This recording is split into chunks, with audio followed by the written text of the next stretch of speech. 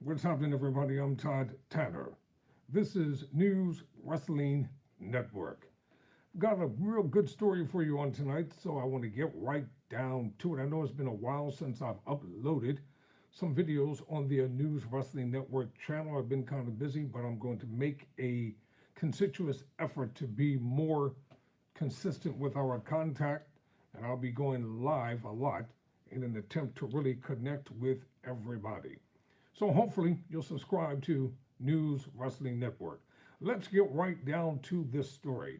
According to SB Nation, would you believe it? After all these decades, after all these years, Ricky Morton turns heel in the NWA.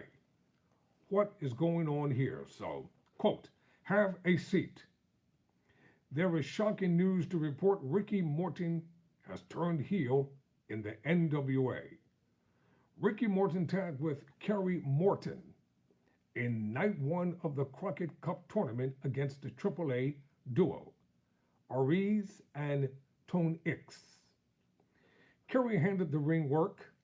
As the match progressed, so did his confidence. Kerry was outright cocky at times. There have been strong hints of arrogance from Kerry holding the NWA World Junior Heavyweight Championship, and Ricky warned his son not to get too big for his britches. That advice appeared to fall on deaf ears. Nothing like a father and son rivalry. Wonder where they got that idea from. Kerry struck Ariz with his knee strike finisher, but he didn't even bother going for the pin. Kerry exited the ring to grab his title belt. He shouted at commentary that the champ will do what the champ wants to do. Kerry entered the ring with bad intentions. Ricky couldn't go for that. No can do. Father snatched the foreign object from his son's hands. Shenanigans averted for now. Later in the match, Kerry hit his knee Later in the match, Kerry hit his knee strike again on Ariz. He also went for the title belt again instead of the pin. Ricky grabbed it back just like before. The referee tried to regain control with Kerry and Toe X in the corner. Ricky was twice as nice by offering a helping hand to Ariz. As Ariz rose to his feet, Ricky clobbered him with the belt. Heel turn. Kerry made the quick pin to win. The Mortons advanced to the quarterfinals of the Crockett Cup tournament.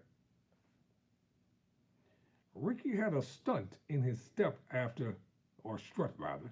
He had a strut in his step after the match. Kyle Davis inquired about the mind-boggling actions. Ricky explained that the scars on his head aren't just decoration. Those moments paved the way to build the wrestling business. In return, he gets spit on. The hell with it. The Mortons are walking. That was a shocking swerve, ladies and gentlemen. I never would have expected Ricky Morton to turn rogue in the twilight of his career. If anything, I thought Ricky would eventually knock some sense into his snot-nosed punk of a son. I'm quoting someone else's words. On the plus side, this storytelling certainly breeds instant curiosity into the future of the Mortons. The Mortons will clash with formidable foes Mike Knox and Trevor Murdoch in the quarterfinals on night 2 of the Crockett Cup tournament Sunday. I think it happened this past Sunday. So, question, what was your reaction to Ricky Morton turning heel? There's some more stories I want to talk about while we're live here on tonight. Bloodline drama. Believe it or not, with all the drama that's happening with the bloodline drama draws a massive rating for SmackDown. Over the weekend, there were reports that preliminary numbers for the June 2nd episode of SmackDown were huge. That made sense, as this was a big episode, especially for what many consider to be wrestling's best story in ages. Roman Reigns celebrated 1,000 days as Universal Champion, and as a reward was presented with a new belt by Triple H. This in the wake of an eventful night of champions. where he and Solo Sikoa failed to win the WWE tag titles from frequent foes Kevin Owens and Sami Zayn because Jimmy Uso turned on his tribal chief. But overnight, our ratings aren't always accurate, so we were anxiously awaiting today's final numbers. With those in hand, we have no choice but to acknowledge the drawing power of the bloodline. Believe it or not, the bloodline angle has been a pretty great, strong angle in recent years because up until Roman Reigns partnered up with Paul Heyman and became the tribal chief of the bloodline, things were kind of boring during the pandemic. But once that heel turn took place, everything was on and popping. So Friday night show was watched by 2,563,000. That's SmackDown's biggest audience since John Cena's return last December. Among 18 to 49-year-olds, WWE scored a massive .73 rating. That not only was the highest number on all of television for the night, a night we should note that didn't feature an NBA or Stanley Cup Finals game. But the best SmackDown done in more than 2 years, and not counting the NFL inflated number the Blue brand got for their Christmas 2020 episode. You have to go back 3 years to the first pandemic shows without fans in March 2020 to find a better demo rating. In case you're tempted to give credit for this number to someone other than the head of the table, let WrestleNomics. Check out WrestleNomics with Brandon Thurst talk to you. So check him out. I don't mind recommending people. You know, it's a business. We're all in it together. So let's just share the wrestling wealth. So this show is not on Reigns' schedule, so it won't have the same firepower. It will also have a competition from Game 4 of what now looks like a competitive Denver Nuggets Miami Heat basketball series. WWE is probably going to soak this one in for a little bit before they worry about that, though. So there you are for right now. Let's see what else I've got to talk about here while I'm here.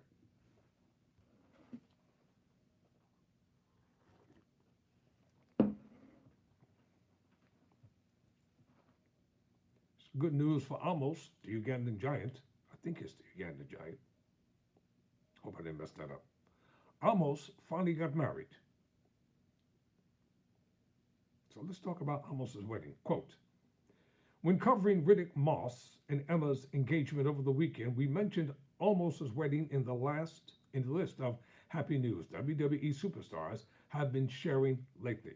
At that point, we held off doing a standalone post on the big man and his bride's big day because they hadn't shared any news about it. Everything we've seen to that point was ripped off some guest's Instagram story. But since then, this post from the couple's pastor started making the rounds, and well, that's official enough. So there's a, see if I can get this in here. Oh no, I'll try to superimpose it for you. Looks pretty nice. Congratulations to the Mr. and Mrs. Not bad, huh? I think he did well for himself. They've gotten 885 likes along with mine. That's 886 likes. Now let's get back to the story here.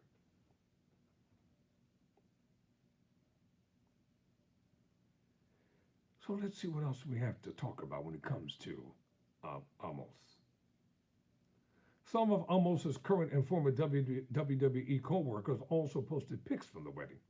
Wow, that's nice. So you can check them all out. A lot of people were there. A lot came to wish them great happiness during their wedding. So for News Wrestling Network, I'm Todd Tanner.